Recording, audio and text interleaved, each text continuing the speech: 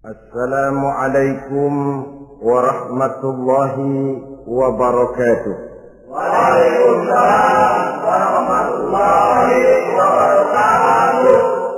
Bismillahirrahmanirrahim. Alhamdulillahi rabbil alamin. Wassalatu wassalamu ala ashrafil anbiya'i wal mursalin, imamil muttaqin, sayyidil ghurril muhajjalin, wa ala alihi wa sahbihi ajma'in, amma ba'du. Saudara-saudara kaum muslimin rahimakumullah, pada pertemuan terdahulu sudah kita bicarakan tentang memperbaiki akhlak, baik akhlak kepada Allah Subhanahu wa ta'ala, akhlak kepada sesama manusia, maupun akhlak kepada makhluk Allah lainnya di luar manusia. Kemudian secara umum Al-Imamul Ghazali rahimahullah membagi akhlak dalam dua bagian besar.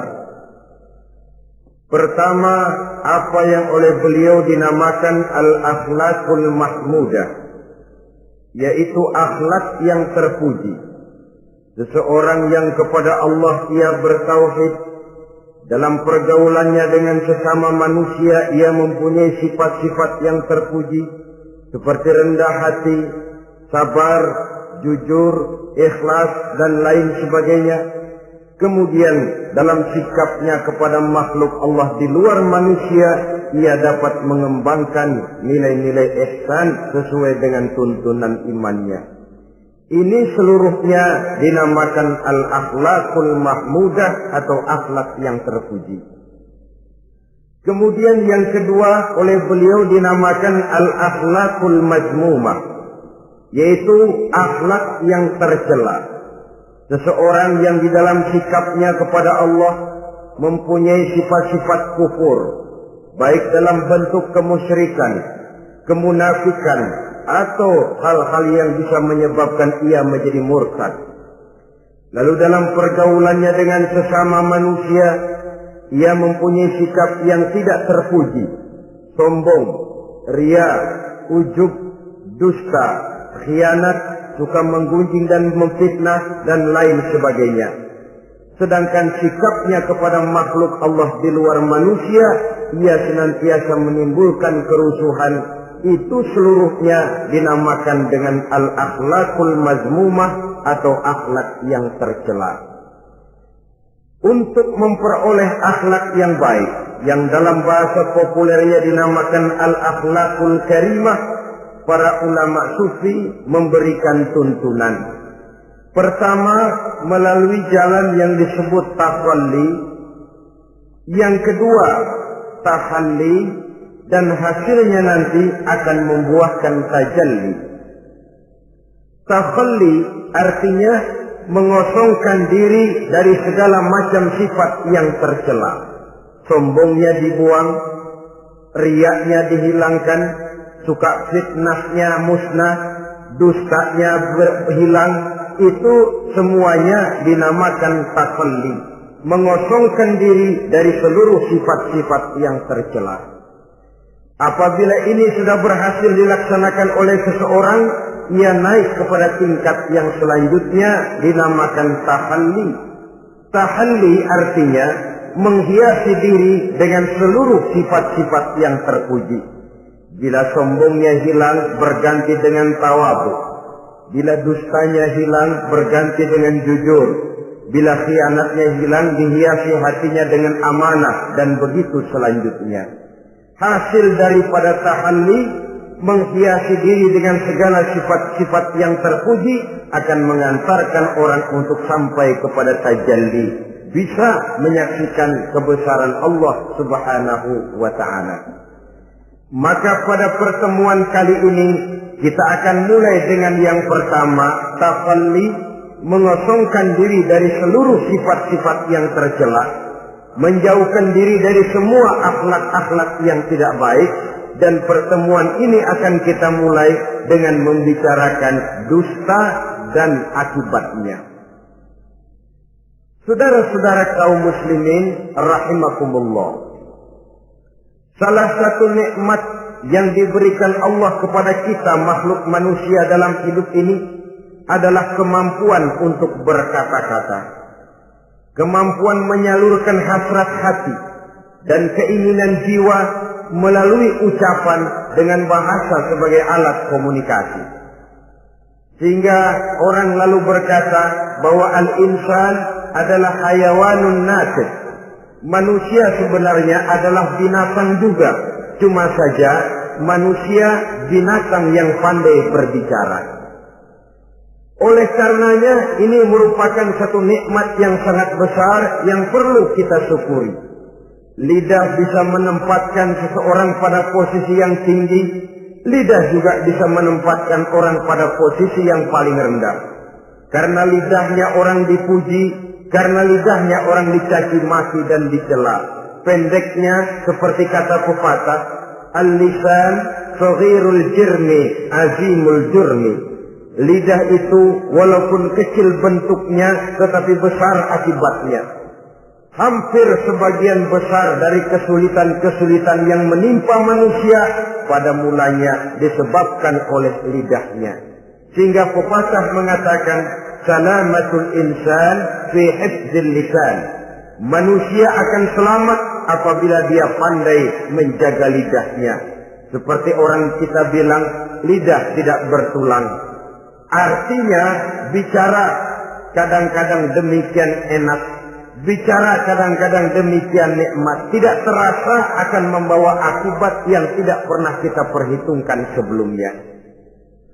Oleh karenanya salah satu yang menyebabkan manusia bisa turun nilai kemanusiaannya apabila dia telah mempergunakan lidahnya untuk suatu yang lazimnya kita namakan dusta. Apa sebenarnya dusta itu? Dikatakan al-kadzib huwa adamu mutabaqatil khabar lil waqi'. Dusta ialah tidak adanya persesuaian antara berita dengan kenyataan. Itu yang dinamakan dusta. Berita tidak sesuai dengan kenyataannya. Nah, bentuknya bisa mengada-ada, bisa menambah-nambah, ataupun mengurang-ngurang. Itu bentuk-bentuk daripada tidak sesuainya berita dengan kenyataan. Mengada-ada, yang tidak ada diada-adakan, itu jelas merupakan dusta.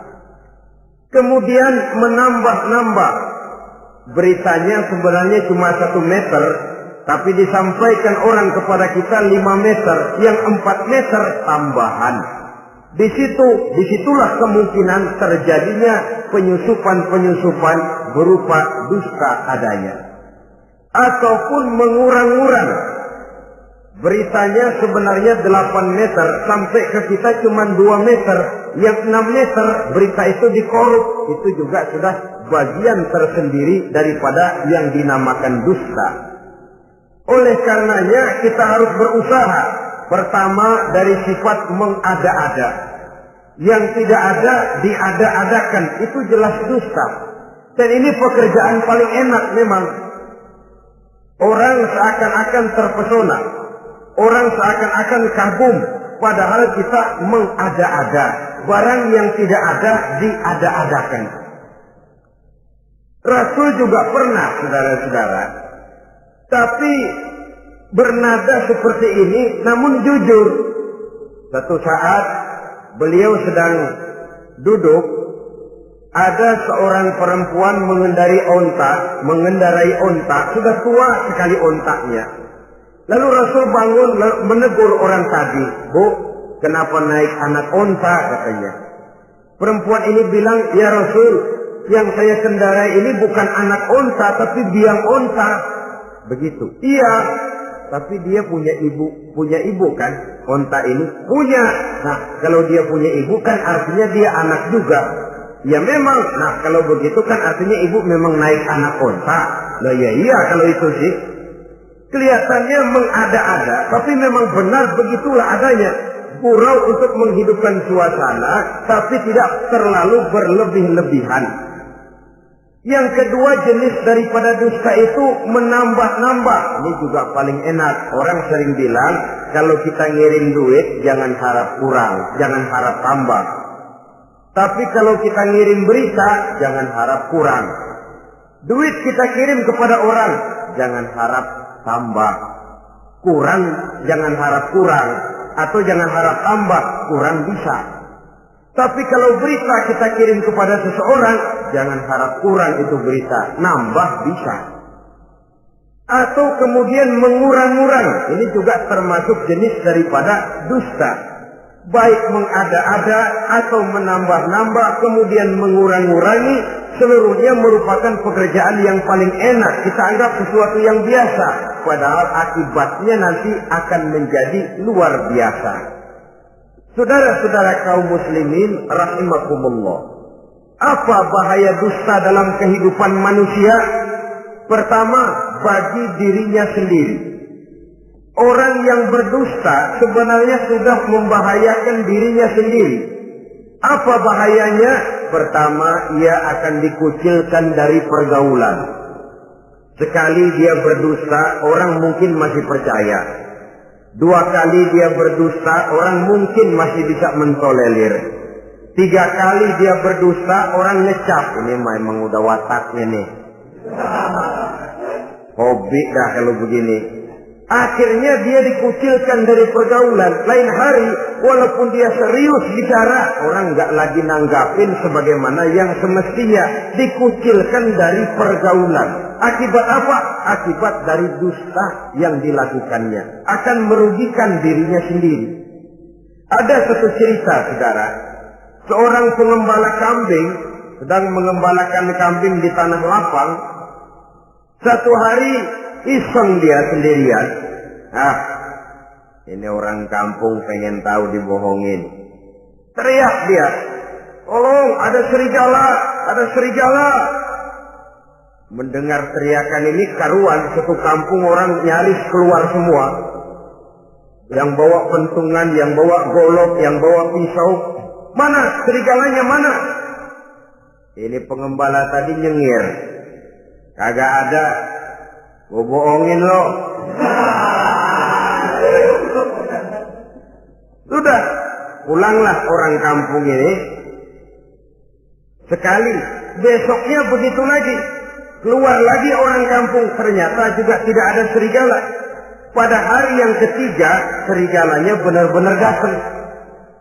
Si pengembala tadi pucat, lalu teriak-teriak, tolong ada serigala datang.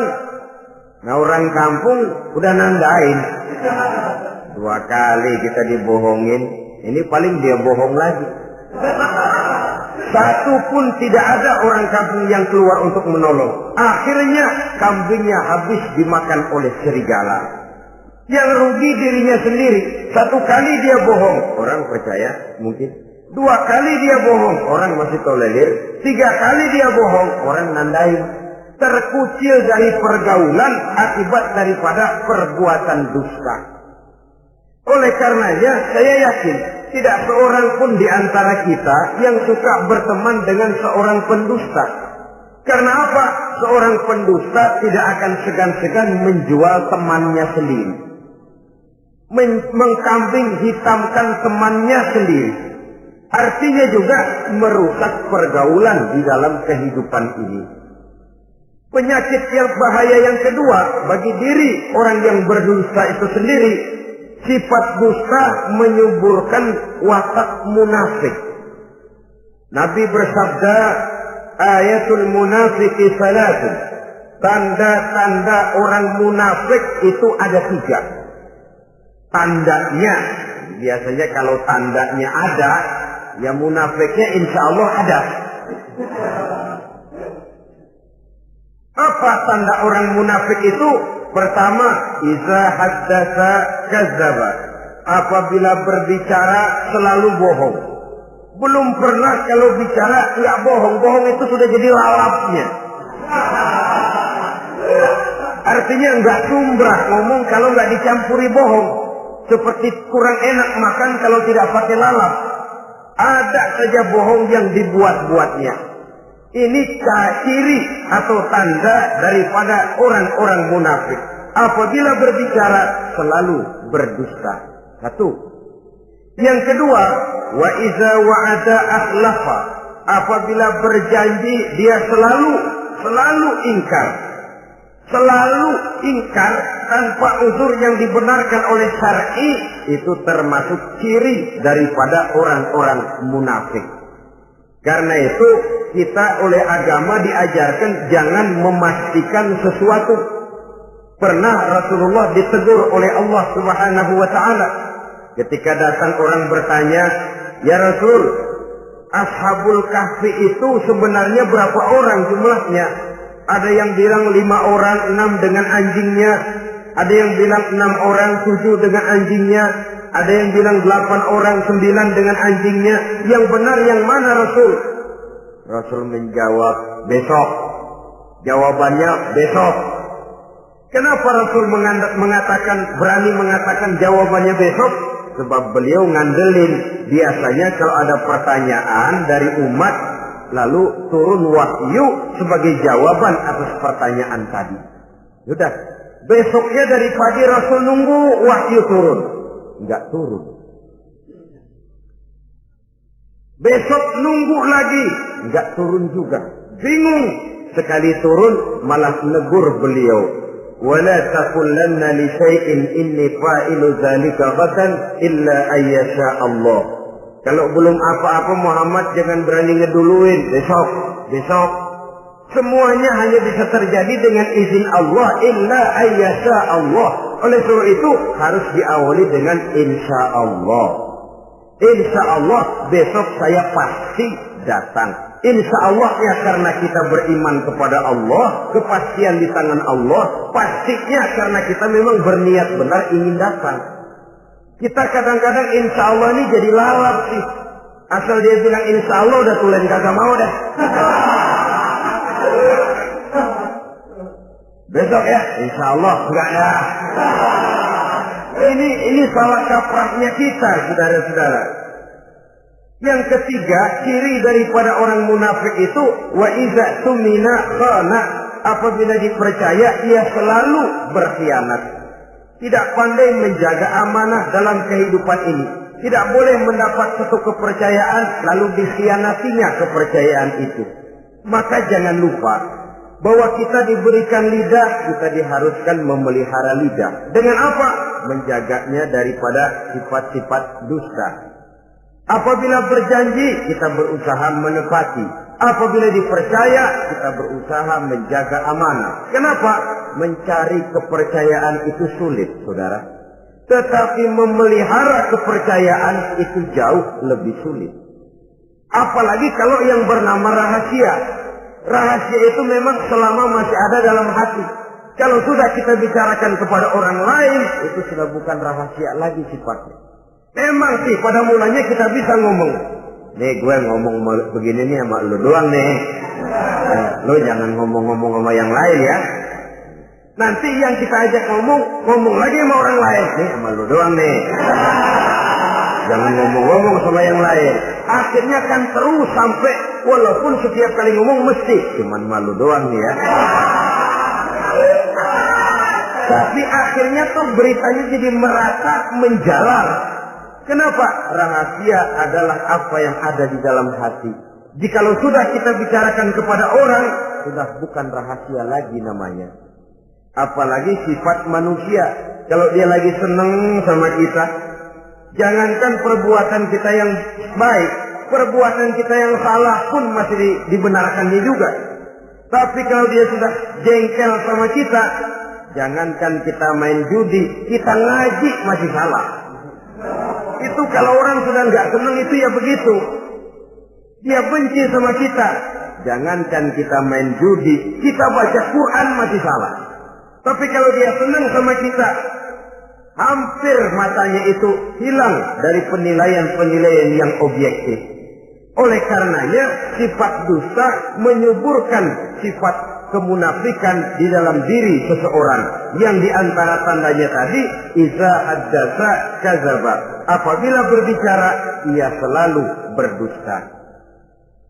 Kemudian bahaya yang ketiga, orang yang selalu berdusta jauh dari ketenangan. Sebab apa? Pada saat kita mendustai seseorang, orang itu mungkin percaya. Tapi makin dia percaya, makin tersiksa batin kita. Kenapa? Hati kita sendiri ngomong, lu percaya kok gue bohongin? Kita sendiri tahu bahwa kita bohong. Itu yang menyiksa batin. Jauh dari ketenangan. Apalagi akan timbul satu sifat was-was. Ntar dia tahu. Bagaimana kalau rahasia ketahuan? Bagaimana kalau dia tahu saya bohong? Ini akan menyebabkan seseorang jauh dari ketenangan hidup. Makin rajin dia berdusta, makin tersiksa jiwanya. Lain kalau hatinya sudah mati. Dusta memang sudah jadi profesinya, kebiasaannya. Tidak merasa menyesal, tidak merasa berbuat salah. Dusta itu sudah jadi hobi. Sehingga enak saja. Hati sudah jadi mati kalau sudah begitu. Dan sepanjang hati sudah jadi mati, itulah yang paling kita khawatirkan. Artinya nilai kita adalah bangkai berjalan dalam pandangan Allah Subhanahu wa ta'ala. Saudara-saudara kaum muslimin rahimakumullah. Oleh karenanya membahayakan diri sendiri dusta itu. Yang kedua, berbahaya bagi masyarakat banyak. Tentu saja apabila status sosial kita tinggi, makin luas akibat daripada kedustaan kita. Seorang kepala rumah tangga yang berdusta, seluruh keluarganya jadi rugi. Seorang kepala kampung yang berdusta, rakyat sekampungnya rugi. Seorang gubernur berdusta, rakyat satu provinsi rugi. Seorang pemimpin negara berdusta, rakyat satu negara rugi. Makin tinggi status sosial, makin besar akibat daripada suatu dusta. Oleh karenanya, menimbulkan keresahan di tengah masyarakat. Masyarakat itu apa? Dimulai dari masyarakat yang paling kecil, rumah tangga. Kalau satu rumah tangga sudah diwarnai oleh sesuatu yang bernama dusta, maka ketenangan, ketentraman, kebahagiaan rasanya akan sulit terwujud di dalam rumah tangga itu sendiri. Seorang istri apabila sudah pandai mendustakan suaminya, maka itu sudah berarti memulai keresakan dalam kehidupan rumah tangga, menimbulkan benih-benih ketidakpercayaan. Apabila seorang suami sudah mulai mempunyai titik ketidakpercayaan kepada istrinya lagi, itu sudah menandakan retaknya basis kehidupan rumah tangga. Istri yang mendustakan suaminya, umpamanya diberikan nafkah, lalu mestinya sebenarnya sudah diperhitungkan cukup, uang masih ada, dikatakannya habis, dan lain sebagainya. Akibatnya nanti si suami mikir-mikir, kan menurut perhitungan duit masih cukup, kenapa sudah habis? Nah, oleh karena istrinya tidak jujur, suaminya juga mulai berusaha tidak jujur lagi. Mendapat penghasilan besar, mengaku sedikit. Kalau sudah begitu, saling dusta mendustai pun sudah dimulai. Nanti akan terus meresap kepada kehidupan daripada anak-anak sebagai anggota di dalam rumah tangga kita. Saudara-saudara, oleh karenanya rumah tangga bisa saja berantakan, menjadi kacau, baik karena dusta istri, dusta suami, dusta anak, atau dusta orang lain menyulut dan mengganggu rumah tangga kita. Suaminya lagi enak-enak duduk di depan rumah, datang laporan. Kamu kok tenang saja di rumah? Memangnya kenapa? Istrimu, waduh. Ya memang kenapa istri? Waduh. Itu tadi naik bajai berdua. Kamu orang laki.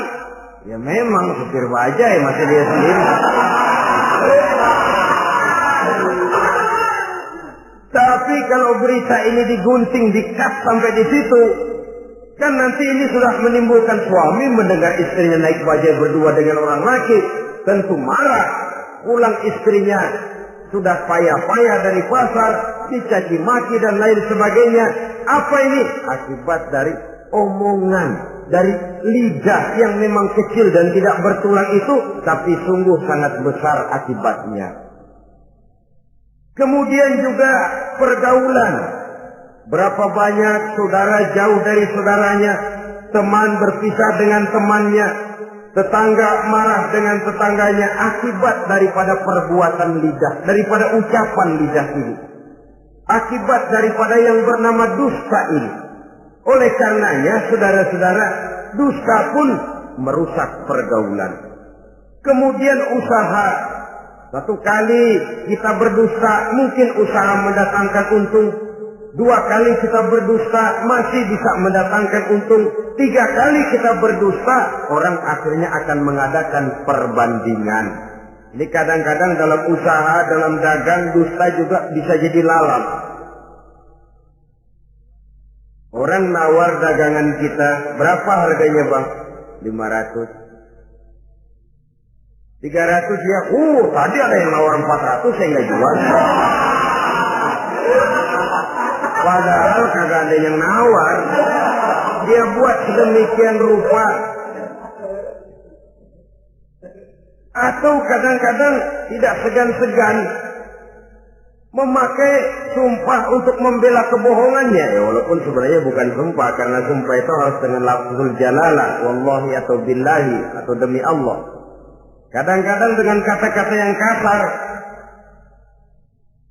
Modalnya cuma 500. Tapi ketika ditawar orang, yang bener aja nawar bu. Padahal ini saya beli modalnya aja 700 perak biar mampus nih. Dia beli cuma 500, ngaku modalnya 700 pakai biar mampus lagi. Saudara hadirin yang saya hormati, sepintas mungkin orang percaya, mungkin orang yang tergerak untuk membeli, tapi kemudian keuntungan yang didapat dengan jalan berdusta itu bisakah membawa berkah dalam kehidupan kita? Rasanya tidak. Dan kalau sudah tidak membawa berkah, maka itu keuntungan itu tidak lagi akan mendatangkan ketenangan di dalam kehidupan. Oleh karenanya menjaga lidah ini memang berat. Sehingga dalam satu hadis lain Nabi bersabda, al-jannatu mustaqatun ila arba'ati nafar. Surga rindu, surga kangen kepada 4 macam manusia. Ini model. Biasanya manusia yang kepengen benar masuk surga, ini malah surganya yang rindu, kangen benar kepengen dimasuki oleh 4 macam manusia. Siapa mereka? Pertama, saliyil Quran. Orang yang gemar, hobi membaca Al-Quranul Karim. Orang yang gemar membaca Al-Quran dirindukan oleh surga. Apa membaca sekedar membaca? Ya, membaca Quran dan beribadah dari sebab membaca itu mengerti atau tidak mengerti artinya. Tapi jangan lupa, membaca adalah alat agar kita mengerti. Mengerti adalah sarana agar kita bisa mengamalkan dengan baik. Itu maksudnya. Baca Al-Quran agar kamu mengerti isinya. Kalau sudah kamu mengerti isinya, kamu bisa mengamalkannya dengan baik. Jadi sungguh pun yang dimaksud di sini adalah orang yang gemar membaca Al-Quran, tapi prosesnya setelah membaca orang mengerti. Sebab orang hanya bisa mengerti kalau dia sudah membaca. Kemudian apabila mengerti, dia terdorong untuk mengamalkan. Taliyil Quran bukan hanya orang yang sekedar gemar membaca Al-Quran, tapi juga yang membawa gaya hidup yang Qurani. Saudara-saudara kaum muslimin rahimakumullah, taliyil Quran, orang yang gemar membaca Al-Quran dirindukan oleh surga. Yang kedua, wa mut'imil ji'an, orang yang memberi makan orang yang kelaparan. Nabi memberikan anjuran sangat. Siapa yang ingin dekat dengan aku di hari akhirat nanti, bersahabatlah ia dengan yatim, dengan piatu, dengan janda-janda tua yang miskin, perlu uluran tangan, mereka yang hidup di bawah garis kemiskinan. Bila diberikan kelebihan rizki oleh Allah, bersahabatlah dengan orang yang tidak mampu. Mut'imil ji'an, orang yang memberi makan orang kelaparan dirindukan oleh surga. Saudara-saudara kaum muslimin rahimakumullah, demikian besar perhatian Islam terhadap kepekaan sosial, terhadap kesetiakawanan sosial ini, sampai dalam ayat Al-Quran dijelaskan oleh Allah Subhanahu wa ta'ala, ara'aita allazi yukadzibu bid-din fadzalika allazi yad'ul yatim wa la yahuddu 'ala ta'amil miskin. Tahukah kamu, kata Allah, siapa orang-orang yang mendustakan agama, beragama tapi dianggap mendustakan agama. Kalau sudah dianggap mendustakan agama, artinya imannya dusta, dia sholatnya dusta, dia puasanya dusta. Siapa mereka itu? Fadzalikal ladzi yad'ul yatim. Mereka orang-orang yang meninggalkan, menyia-nyiakan anak-anak yatim, wala yahuddu ala ta'amil miskin, dan tidak memerintahkan untuk memberi makan kepada orang-orang miskin. Kepada yatim kejam, sadis, tidak punya kemanusiaan sama sekali. Maka mungkin kita yang rajin sholat, mungkin kita yang sudah 4-5 kali berhaji, bisa saja terhalang masuk surga. Karena di sebelah rumah kita ada anak yatim piatu, merintih kelaparan, menggigil kedinginan. Kita tahu kita mampu dan kita diam saja, tidak mau memberikan pertolongan. Itu yang mungkin bisa menghalangi kita untuk sampai ke surga. Oleh karenanya, salah satu jenis manusia yang dirindukan oleh surga, mut'imil ji'an, orang yang memberi makan orang yang kelaparan. Yang ketiga, orang yang dirindukan oleh surga, wasa'imina fi Ramadan, orang yang melaksanakan ibadah puasa di bulan suci Ramadan. Dan yang keempat, ini yang ada kaitannya dengan masalah kita, wa hafizil lisan. Salah satu manusia yang dirindukan oleh surga ialah orang yang pandai menjaga lidahnya. Artinya dia bisa menempatkan diri, kapan waktunya bicara, kapan waktunya diam. Orang bilang memang kalau bicara itu perak, diam itu emas. Maksudnya diam lebih berharga daripada bicara. Tapi orang memang harus pandai menempatkan diri. Artinya tahu kapan waktunya bicara, kapan mestinya diam. Kalau waktu diam dia bicara, namanya dia tidak tahu diri. Kalau harus bicara dia diam, dia namanya juga tidak mau menyampaikan sesuatu yang seharusnya dia sampaikan. Sama saja ada orang bilang sedikit bicara banyak bekerja. Sebenarnya harus seimbang. Banyak bicara harus banyak bekerja. Biasanya kalau sedikit bicara banyak bekerja itu dua kemungkinan. Kalau nggak main catur, maling. Yang namanya maling, bicaranya sedikit. Maling buka jendela lalu berbisik sama temennya, udah tidur. Ngomongnya segitu, selebihnya dia kerja serapi-rapinya. Sebaliknya, banyak bicara, sedikit kerja, bahkan nggak pernah kerja, orang gila. Coba saja lihat orang gila, ngomong melulu, kerjanya nggak ada. Jadi oleh karena itu memang harus seimbang. Pendeknya kita harus tahu kapan mesti bicara, kapan mesti diam. Kalau menghadapi kebatilan kita diam, kata Nabi, as-sakitu 'alal batil syaitanun afraq. Orang yang diam menghadapi kebatilan, setan gaduh. Masya Allah, saudara-saudara. Ada munkarat, ada maksiat, ada kebatilan, ada kezaliman. Dia diam, tidak mau menyampaikan yang benar. Itu setan gaduh. Sehingga dikatakan, qulil haqqa walau kana murran. Sampaikan, katakan yang benar walaupun pahit. Dan memang menyampaikan kebenaran bukan main pahitnya. Bukan main getirnya, banyak resikonya. Tapi ini sesuatu yang harus kita sampaikan. Sebab kata Nabi tadi, orang yang diam menghadapi satu kebatilan sama saja dengan setan gaduh. Orang yang pandai menjaga lidahnya dirindukan oleh surga. Dan ini walaupun kelihatannya pekerjaan ringan, kecil, berat, saudara-saudara. Bahkan diceritakan Nabi Ibrahim itu pernah nangis di hadapan Allah Subhanahu wa Ta'ala. Ketika ditegur, ditanya, kenapa kamu menangis Ibrahim? Saya ini seumur hidup pernah 3 kali berdusta, ya Allah. Bagaimana saya tidak bingung mempertanggungjawabkan ini di hadapanmu? Nabi Ibrahim seumur hidup 3 kali bohong, bingung, nangis. Kita sehari 16 kali bohong, nyengir aja. Nggak ada bingungnya, emang hobi. Kalau nggak bohong, puyeng palanya.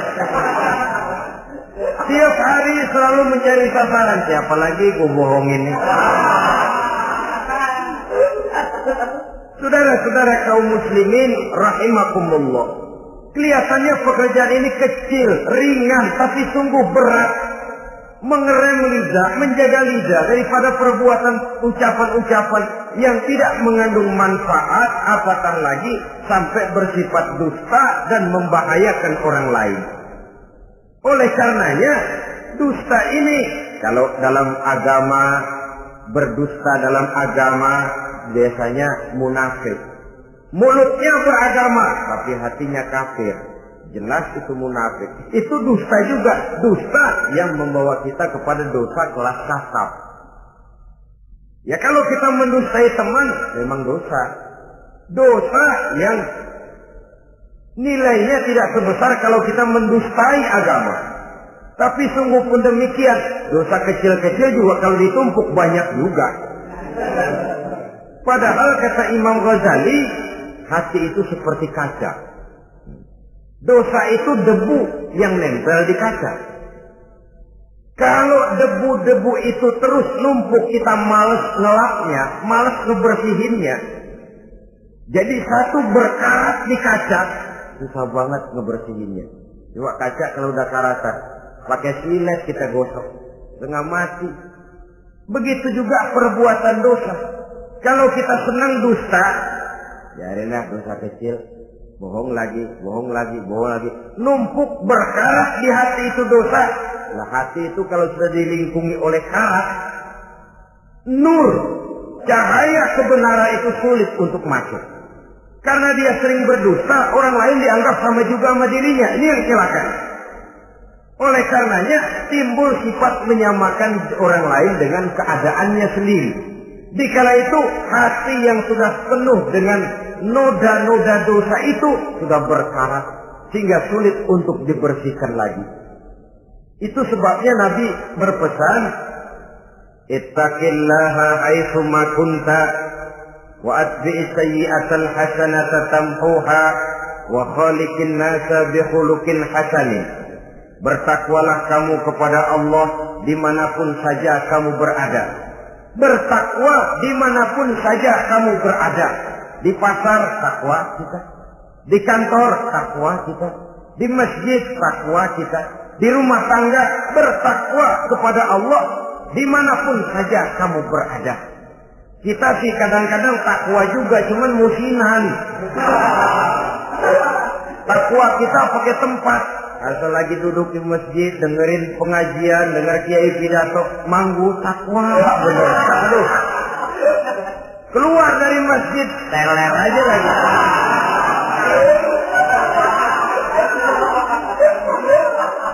Takwa juga kita cuma pakai tempat.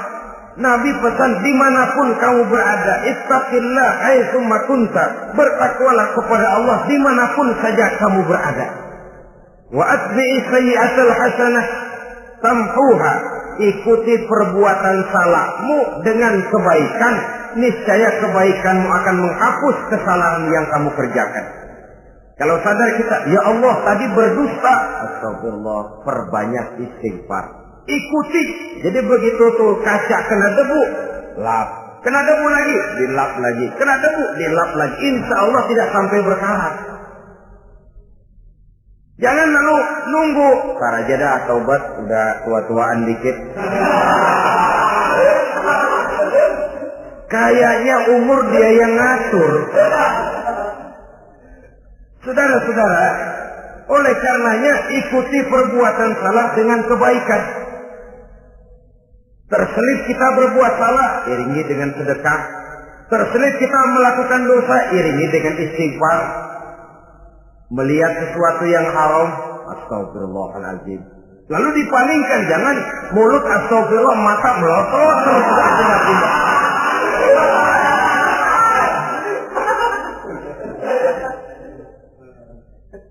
Wa khaliqin nasa bi khuluqin hasanin, dan bergaulah dengan manusia mempergunakan akhlak yang baik. Ini pesan daripada Rasulullah sallallahu alaihi wasallam. Jadi oleh karenanya dusta dengan seluruh akibatnya ini bisa menimbulkan bahaya bagi diri sendiri, bagi rumah tangga, dalam pergaulan, dalam usaha, dalam masyarakat, bahkan pada akhirnya bagi kehidupan satu bangsa dan satu negara. Lidah yang kecil tapi besar akibatnya bisa menyengsarakan manusia atau menempatkan manusia dalam satu posisi yang tinggi. Kalau kita adakan satu perbandingan, Nabi Ibrahim seumur hidup 3 kali saja berdusta, nangis di hadapan Allah. Kita yang hampir tidak ada hari, ya kalau orang sekarang bilang tiada hari tanpa olahraga. Rasanya kita kalau mau jujur bisa juga bilang tiada hari tanpa bohong. Pernahkah kita menangis menyesali dusta yang sudah kita lakukan? Berapa banyak orang yang sudah kita janjikan kita gantung dengan janji itu. Padahal dia punya hajat yang demikian sangat bergantung kepada kita. Tapi lidah ini enak saja. Gampang dah. Tar. Sok. Gampang dah itu mah. Beres dah beres. Enggak ada yang enggak beres. Semuanya kalau lidah kita beres, gampang, ntar, besok, enak, endah aja dah.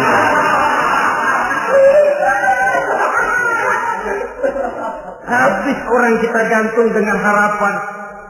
Padahal kita tidak bermaksud memberikan harapan itu. Sementara kita melangkah melenggang dengan senyum, sedang orang lain menggerutu. Saudara-saudara kaum muslimin rahimakumullah, ini pada gilirannya akan kembali penyakitnya kepada diri kita juga. Menyuburkan watak munafik, mengucilkan kita dari dalam pergaulan, dan menjauhkan kita daripada ketenangan hidup. Karenanya dusta memang berbahaya. Dalam perjuangan, dusta akan menimbulkan watak pengkhianatan. Dusta juga bisa menyebabkan munculnya musuh-musuh dalam selimut, yang pura-pura berteriak membantu perjuangan tapi di belakang mencari titik kelemahan kita. Oleh karenanya, mencari teman yang bisa diajak tertawa itu gampang. Mencari teman yang mau diajak menangis itu sulit. Mencari teman yang mau diajak nyanyi banyak. Tapi mencari teman yang mau diajak berkeluh kesah itu yang langka. Oleh karenanya, di dalam kehidupan ini untuk menjaga lingkungan pergaulan, mari kita berusaha untuk menjaga lidah dengan sebaik-baiknya. Nah, apa semua bohong tidak boleh? Ada bohong yang ditolerir. Di antaranya kata Nabi, salasun laisa minal kazzab. Ada 3 macam bohong yang tidak dianggap bohong. Bohong tapi tidak dianggap bohong. Dusta tapi tidak berdosa. Kalau memang harus bohong, carilah bohong yang tidak dosa. Bahkan insya Allah ada pahalanya kalau kita ikhlas. Apa itu? Pertama, hadisul rajulu limar'atihi au hadisul mar'atu li zawjiha. Bohongnya seorang suami untuk menyenangkan hati istrinya. Enggak apa-apa. Untuk menyenangkan hati istrinya.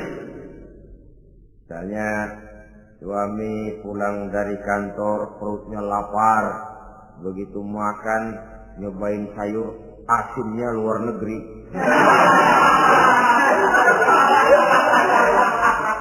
Baru dicobain sedikit, suaminya udah celam-celam, melotot matanya. Istrinya negor, "Bang, sayur keasinan ya?" "Enggak."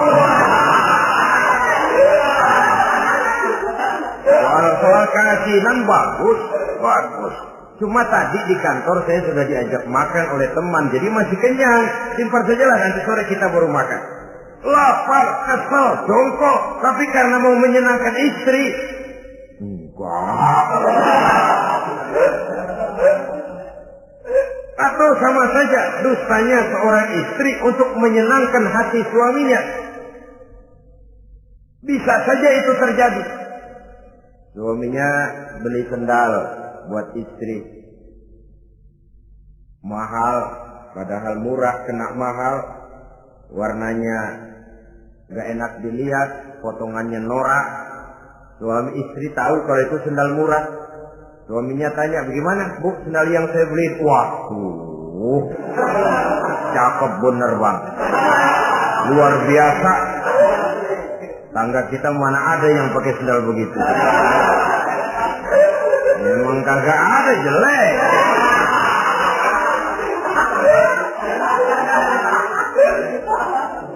Tapi kalau waktu itu istrinya jujur, malah akan bisa menimbulkan keretakan. Bohong seperti ini termasuk bohong yang bisa ditolerir untuk menyenangkan hati istrinya atau untuk menyenangkan hati suaminya. Tapi lalu jangan dieksploitir. Jangan dieksploitir dalam arti untuk menutupi untuk menutupi perbuatan salahnya lalu berdusta. Menutupi perbuatan salahnya, itu yang tidak boleh. Sebab bagaimanapun ditutupi, perbuatan salah toh akhirnya akan naik juga ke permukaan. Yang kedua, al-kadzib li islahi zatil bain. Dusta untuk mendamaikan dua orang yang sedang berselisih. Itu boleh. Malah Raja Iblis, kalau ada dua orang yang sedang berselisih, marahan kita jadi tukang sulut, tukang ngipasin. Datang ke sana ngipasin, datang kemari ngipasin. Tidak mendamaikan. A marah sama B. Datang kita sama A katanya kamu marahan sama B. Ya itu B kurang aja. Enggak begitu. Saya kemarin ketemu di si B, dia bilang kangen sama sampean, pengen ngobrol sama-sama. Padahal B enggak pernah ngomong apa-apa. Dia bohong, dia olah sedemikian rupa supaya orang yang berselisih jadi damai. Itu bohong yang berpahala malah.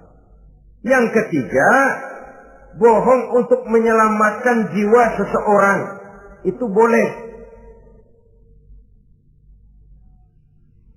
Ada orang mau membunuh, PKI nyari ustad. Nah, kamu tahu rumahnya Ustad Ano, kamu tahu? Tahu, Pak. Gimana? Bapak mau apa? Mau saya bunuh dia, kurang ajar. Oh, orangnya nggak ada, Pak. Kemana? Nggak tahu, keluar negeri, keluarnya lagi kali dah. Jauh. Padahal orangnya ada di dalam, tapi dia berdusta untuk menyelamatkan jiwa orang yang sedang terancam. Itu malah boleh, bukan saja boleh, berpahala, malah berdosa kalau waktu itu dia jujur. Mau cari ustaz buat apa, Pak? Mau saya bunuh? Ada, Pak, di dalam. Ada.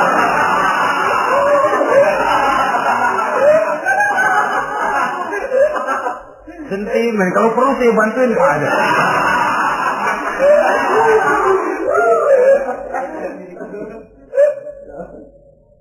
Hanya jenis bohong-bohong seperti ini yang bisa ditolerir. Itu akibat di dunia, saudara. Kita sudah bisa terkucil dari pergaulan, retak rumah tangga, usaha mengalami kebuntuan, masyarakat mengalami keresahan akibat dusta. Di akhirat nanti, na'udzubillah, summa na'udzubillah. Kita baca dalam riwayat Mi'raj, Rasul melihat orang yang lidahnya menyengser ke tanah, digunting, putus, bersambung lagi, digunting lagi, putus lagi, bersambung lagi. Kadang dituangi dengan coran api neraka. Na'udzubillah, coran neraka. Kita nginjak puntung aja lompat. Ini mulutnya dituangi dengan coran dari neraka. Innalillahi wa inna ilaihi raji'un. Ya, tapi kalau dituangi coran begitu dari neraka kan terus mati sekaligus.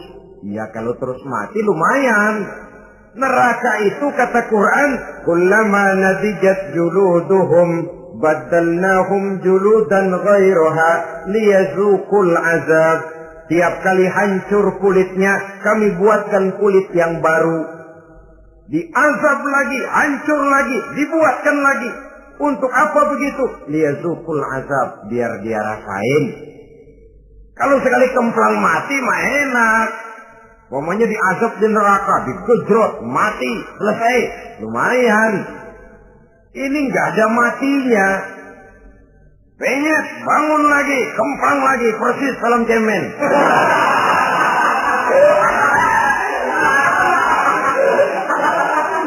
Cuma kalau film cemen mah film, dan itu jelas dusta, di neraka orang tidak kenal mati.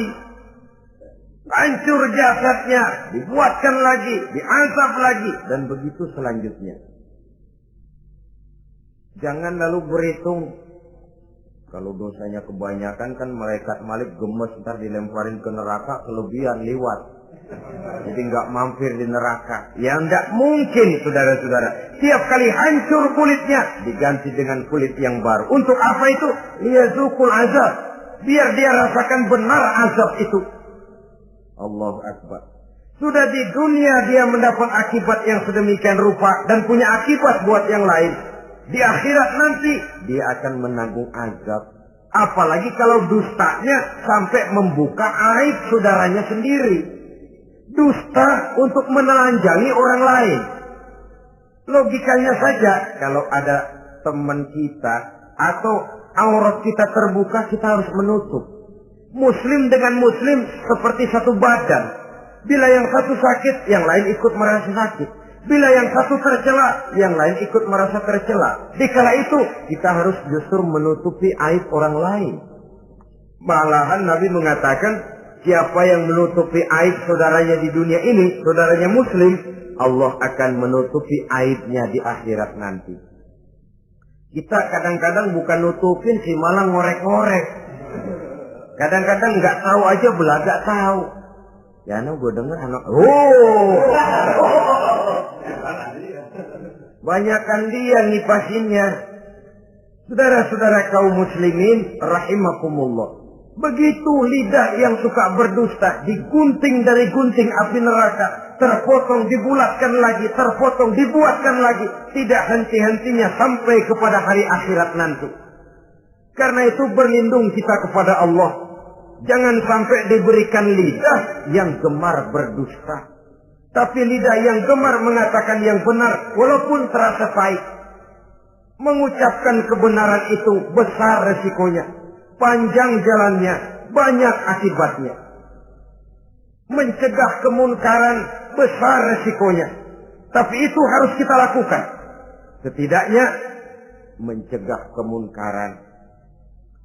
Rasulullah sallallahu alaihi wasallam dalam satu hadis menyatakan iyyakum wal kadziba fa innal kadziba yahdi ilal fujuri wal fujuru yahdi ilal nar.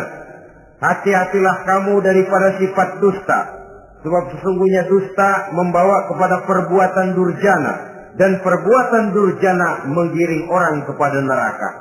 Mula-mula memang ucapan, dari ucapan orang melangkah kepada perbuatan. Dan perbuatan itulah yang akan jadi penilaian Allah. Jikalau baik, dia akan menyebabkan kita ke surga.